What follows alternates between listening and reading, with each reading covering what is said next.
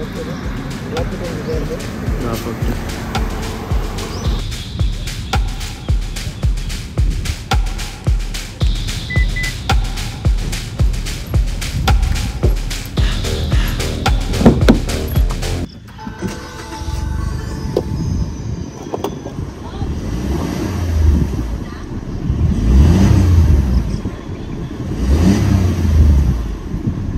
morning, my dear friends.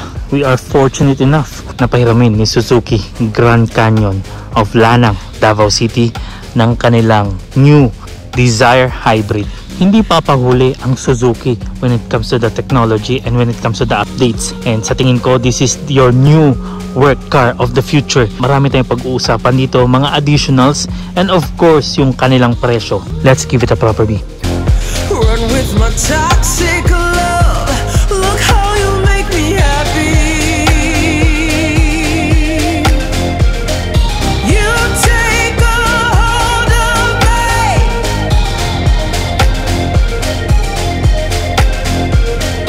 You take a hold of me.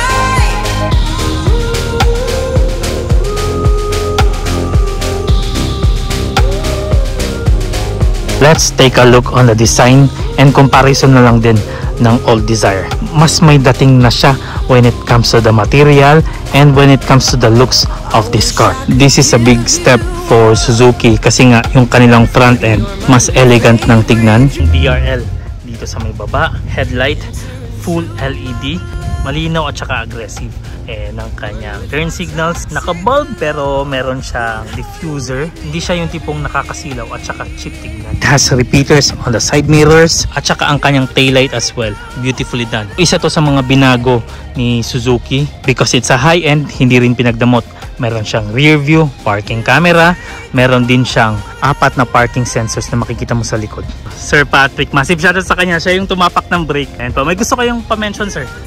Shout out to my 3-year-old son, Kaison Yeli. Ayan. Massive shoutout sa kanyang anak. I like this one as well. Ayan o. Yung mga ganyan nila. Hybrid emblem or branding, Suzuki. And this is the top of the line, GLX. And tignan nyo rin to. Ayan o. Nilagyan din ng parang spoiler, kumbaga. So, maganda yung pagkakagawa. Shark fin po tayo sa kanyang antena. It's not just a simple looking car, but yung tipong masasabi mong hindi papahuli na car, kumbaga. Yung forma ng kanyang gilid, ayun po, maganda naman po ang kanyang pagkakayari. And yung pagkakahawi, Arctic White Pearl. Ayun o, kumikinang siya kapag naarawan. Ganda lang ng itsura para sa akin. Maruti Suzuki India. So, hindi siya manufactured in Japan. The idea of the front end as well, my dear friends, if you're going to take a look. Matte black plastic tayo sa kanyang grill. Not that much holes that you will see, pero properly designed naman po at saka hindi pinagdamot. Beautiful din ang pagkakagawa sa kanyang big S Suzuki logo. And ito, nagustuhan ko rin to. Itong ganitong styling. Ayan. Yung kanyang black piano na nakahilera sa kanyang headlight. And I love this style as well. Ayun, yung mga ganitong hugis eh. Yan yung nagpapaganda talaga sa car. Yung separation niya, yung mga forma niya, yung kanyang mga patusok na lines over there. Ayan o. Binigyan ng konting aggressiveness and yun nga, elegance. May fog lamp, may matte black din po siya na color combination along with the white paint job. Meron siyang headlamp leveling device. Aside from its multi-LED reflector, eto ngayon ko lang to nakikita sa car, meron siyang guide me home at saka lead to vehicle light. Guide me home, kapag exit mo sa car mo at saka gabi, madilim, meron siyang 10 second at least na iilaw siya kung saan ka papunta. And yung kanyang lead to vehicle naman, ganun din, pero kung papunta ka sa car at saka malapit ka sa car, nadala-dala mo yung susi mo o yung key fob mo. May option tayo na pwedeng susian at saka push button ang kanyang driver seat. Sa kanyang front passenger seat naman, push button lang. Ito sa 1.2 liter engine, naka inline 3 po siya, which is not bad actually. Naka 12 bulb siya, dual overhead cam and dual VVT. Ang kanyang power, 81.5 PS at 5,700 RPM, 112 Nm at 4,300 RPM. Since it has a 12-volt hybrid with EASS system, meron siyang additional maximum output na 2.9 horsepower sa kanyang top end. Ang kanyang fuel tank capacity, 37 liters. Ang kanyang fuel consumption, 27 kilometers per liter. That's almost 1,000 kilometer range. Ang kanyang curb weight with full options, 975 to 980 kilograms.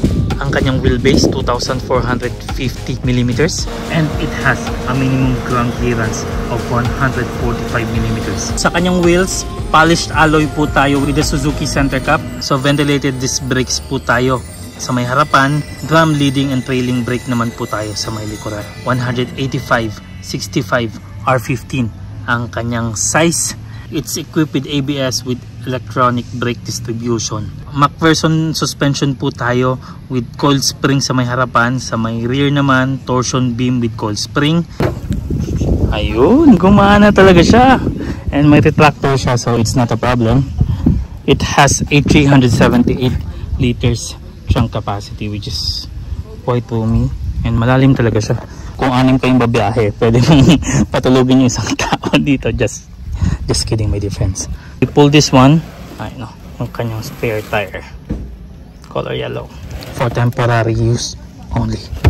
Proof na pang pamilya siya. Ayan o, kasama ko ngayon yung baby ko on a test drive. And kung titignan nyo po, ayan no, galing eh. Maganda yung kanyang interior, even though it's not leather. It's still a fabric, pero yung kanyang kulay, ayan po, maganda yung pagkakagawa. And look at this part. Ayan o, promotes blood circulation if the product is like this. And it's soft. And ayan, yung cushion niya maganda. Pang-relax talaga siya, kumbaga. It's a little bit roomy for a 5'6" tall driver. And sinagad ko yan. Headroom. Maluwag po siya. May additional air vents siya sa likuran, which is quite nice.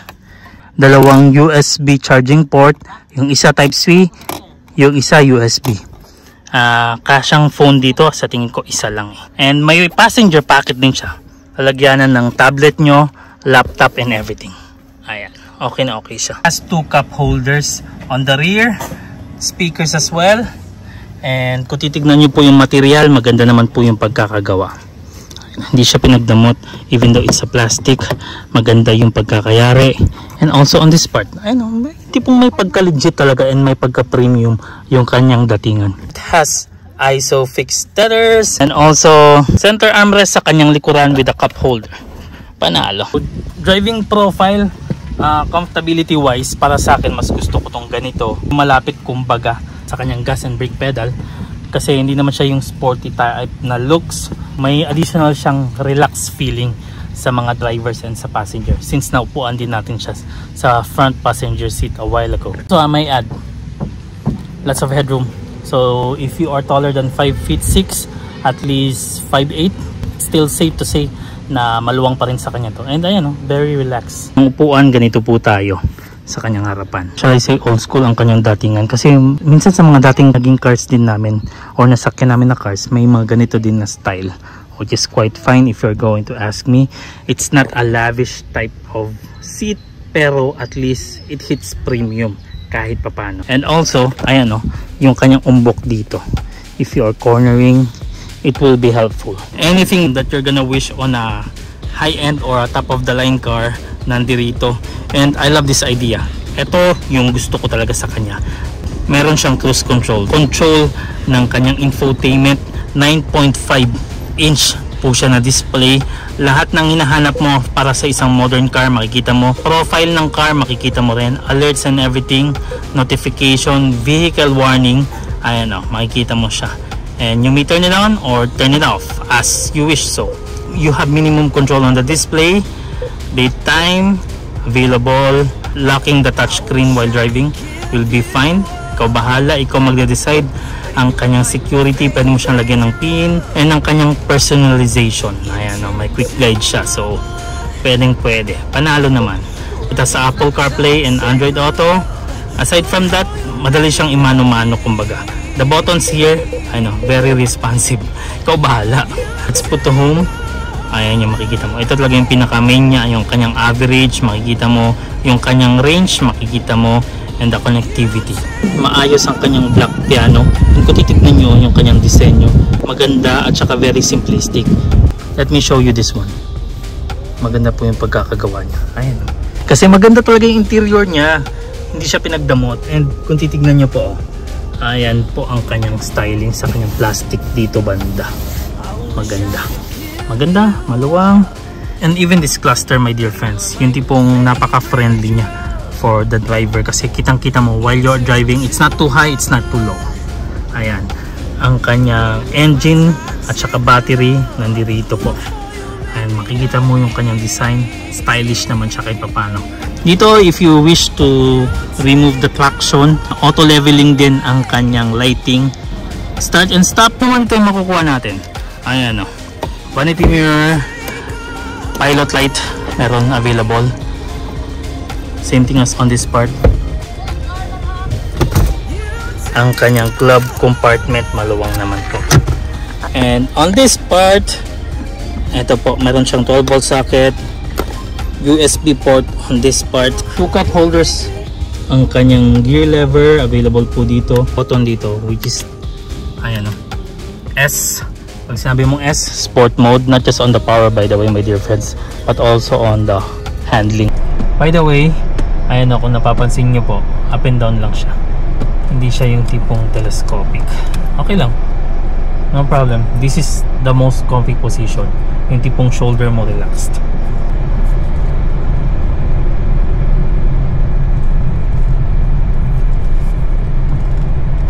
I'll be honest, it's a quiet car, lalo na kapag naka-slow down ka. Ayan, pero yung RPM niya naman umaangat naman na lagpas 2,000. The acceleration, may medyo push siya kumbaga.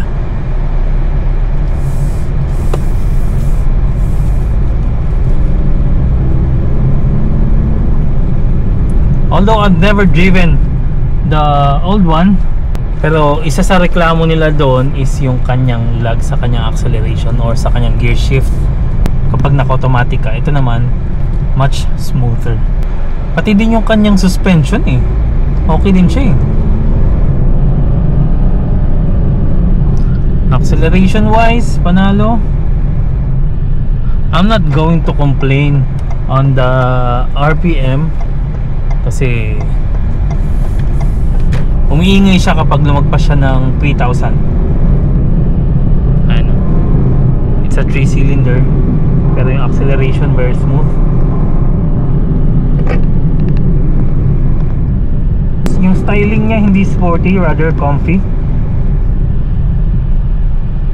Hindi siya katulad nung Mazda Twiko na medyo yung sitting position baba, tapos medyo may pagka-aggressive or tight yung kanyang upuan para kapag liliko ka or kukurbada ka, hawak-hawak ka niya ng maayos. Ito naman comfy, kahit na malayo na sa akin yung gas pedal eh, hindi siya built as sporty rather than comfy or for daily use.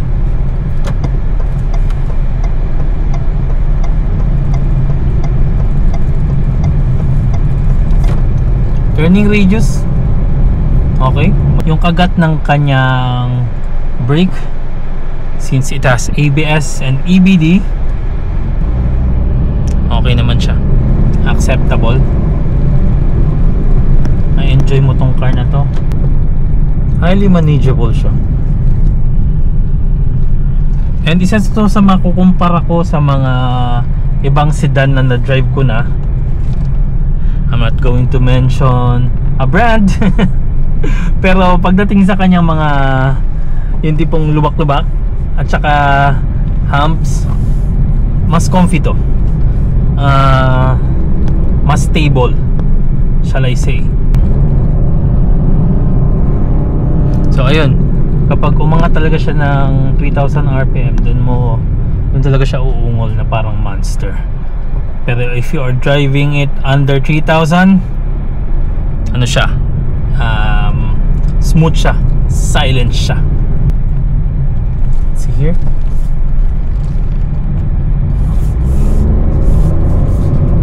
ano, walang lag pagdating sa kanyang gear shift na naka-automatic.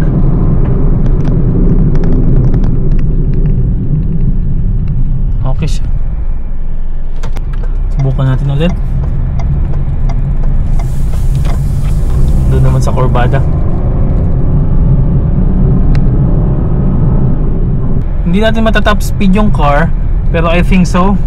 Kaya pumalo ng 140 na yung hindi siya maalog. Yun yung tingin ko sa kanya. Accelerate natin, tapak sa gas.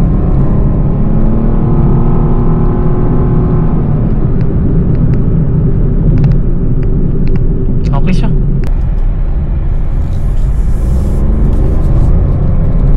And ayun, nandun yung acceleration niya if you wanted to. Wala namang problema. Hindi siya yung tipong super aggressive katulad ng mga 1.5 liter na engine. Let me remind you, 1.2 liter siya with an additional hybrid battery. So don't expect much, pero sa tingin ko lalamang siya sa mga hindi hybrid. Turbo, sa tingin ko lamang pa rin ng turbo when it comes to that, pero yun nga, sabi nila mas environmentally friendly ang hybrid kaysa sa turbo. So sa tingin ko lang naman, kung ikukumpara mo siya, turbo lang talaga yung lalamang sa kanya, pero yung mga regular NA na pareho niya ng size, top end siguro lalamang, pero dito will be fine. Ayun, highly manageable car.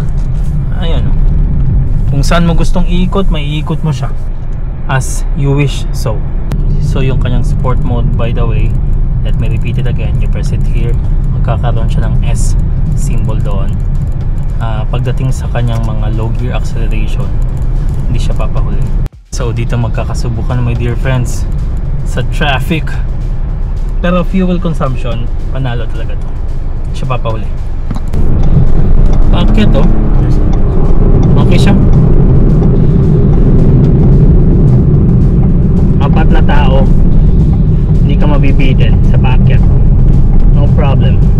By the way, ang price ni Dzire GLX CVT Hybrid is dito sa Davao 1,048,000 Philippine pesos.